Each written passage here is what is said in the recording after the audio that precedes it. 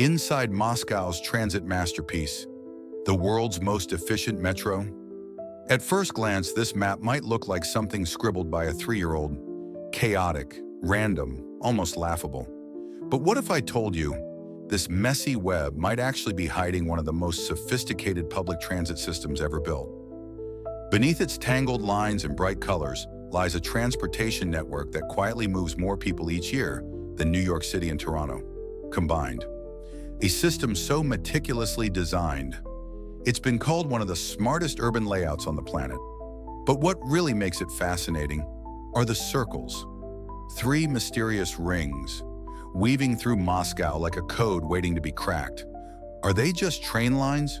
Or are they the key to a much deeper logic, something few cities have dared to replicate?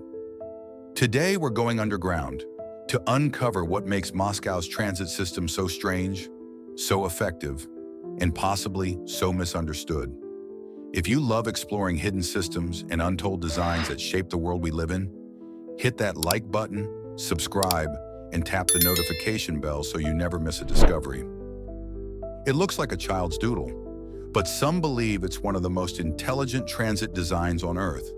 This is Moscow's public transport map, and while it may seem chaotic at first glance, it's hiding something extraordinary. At its core are 3 perfect rings, looping through the city like silent circuits. These aren't just lines. They're orbital routes engineered to bypass the chaos of a central-only system. See, most cities force passengers into the heart of downtown to transfer. But in Moscow, the turquoise BCL, the red central circle, and the brown ring line offer a different path, around the center, not through it. That alone reshapes how millions move every day. Now, I'm not saying Moscow's the only city with a circle. London has one. So do Tokyo, Berlin, and Shanghai. But none seem to weave it all together quite like this. Each of Moscow's rings intersects with multiple radial lines. It's not just design, it's strategy. And it means faster transfers, less congestion, and a network that feels alive. But those circles, they're just the surface. By 2023, Moscow had built a system stretching 503 miles, connecting 440 stations, more than New York and Toronto combined. The metro alone carries over 2 billion riders each year, serving not just Moscow, but nearby cities like Krasnogorsk, Lyubertsy, and Kotelniki.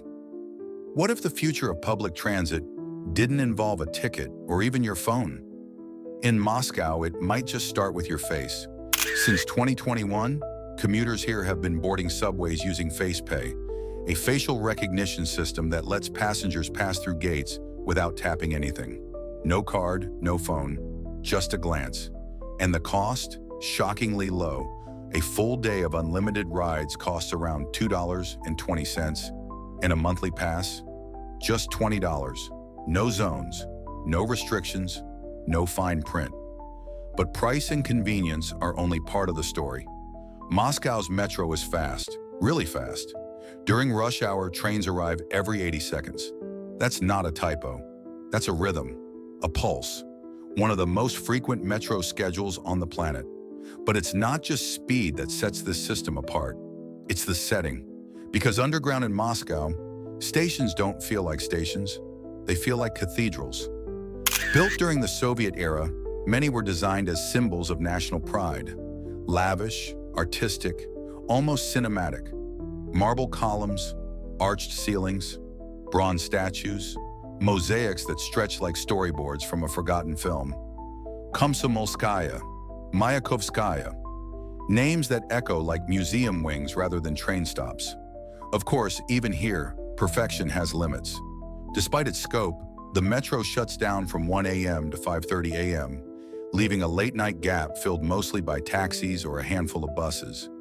Compared to 24/7 systems like New York's, it's a trade-off. Maintenance in exchange for reliability. But here's the twist. Even after everything we've seen, the face scans, the 80-second arrivals, the palatial tunnels, this isn't the whole system. It's just one layer. At first, it just looks like more train lines. But some believe this new web could redefine how a megacity breathes.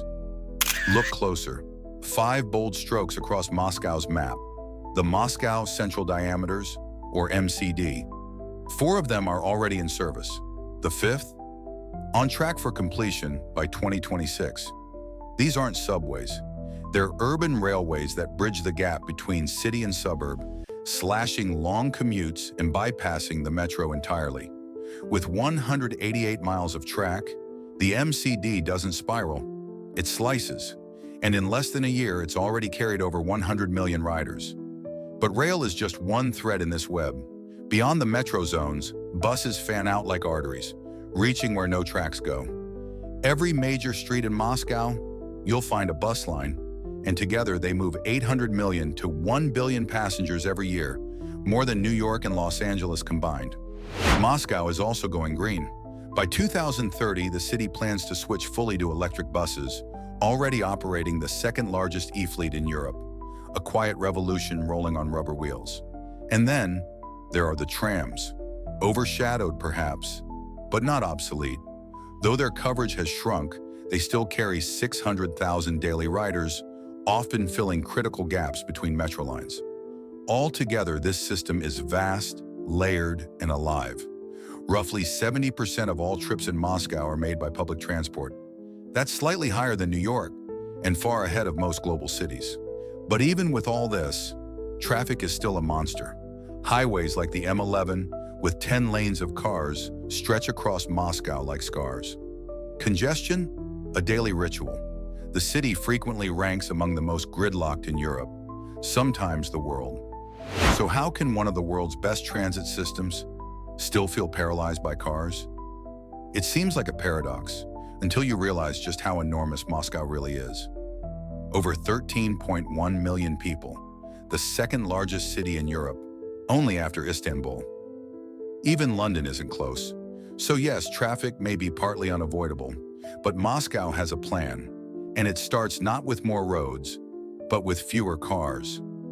On average, there are 300 vehicles per 1,000 people, comparable to London. Yet more and more residents are turning to car sharing instead of ownership. Need a car for an hour? A quick errand? A weekend trip? There's no need to buy one. Moscow now leads the world in shared vehicles, over 30,000 cars offering 150,000 plus trips per day. And at just 3 to 20 cents a minute, it's a system built on convenience. Fewer private cars mean cleaner air, smoother roads, and a city that actually works better by owning less. This shift didn't happen overnight. Since 2011, Moscow has added 187 miles of metro track and built 150 plus new stations. That expansion alone brought transit access to 3.8 million more people, about the size of Berlin, and it's not slowing down. By 2033, Moscow is projected to have over 400 metro stations, placing it in a league shared only with New York City and Shanghai. From above, the traffic might still look overwhelming, but below the surface, something else is at work. A machine, a design, a system misunderstood, and maybe that's the real mystery of Moscow. Urban systems don't just move people, they reveal how cities think. If you found this story eye-opening, don't forget to like, subscribe, and hit the bell so you won't miss the next chapter. Thanks for watching.